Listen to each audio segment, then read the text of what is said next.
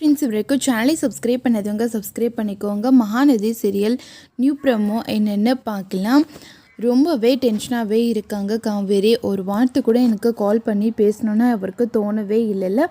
இருக்கட்டும், இன்னும் எவ்வளோ நாளைக்கு தான் இப்படியே இருந்துருவாருன்னு நானும் பார்க்குறேன் அப்படின்னு சொல்லிட்டு ரொம்பவே டென்ஷனாக யோசிச்சுட்டு இருக்காங்க. அதுக்கப்புறம் காவேரி வந்துட்டு போயிட்டே இருக்கும்போது கரெக்டாக விஜயோட தாத்தா பார்க்குறாங்க. பார்த்த உடனே, என்னம்மா உனக்கு அவர் கால் பண்ணானா இல்லையா? இல்லை, அவர் எனக்கு கால் பண்ணார், ஹாஸ்பிட்டலில் லேட் ஆகும்னு சொன்னார் அப்படின்னு சொல்கிறாங்க. அப்படியா, சொன்னான் தானே? ஆமாம் சொன்னார். நீங்கள் அதை நினச்சே கஷ்டப்படாதீங்க. அவர் சீக்கிரமாக எல்லாமே சரியானதுக்கப்புறம் அவரும் நார்மலாக ஆகிடுவார் அப்படின்னு சொல்கிறாங்க.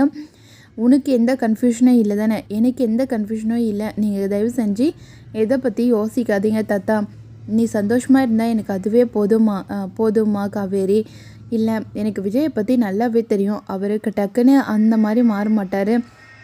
அவருக்கு என்னை பற்றி நல்லாவே தெரியும்.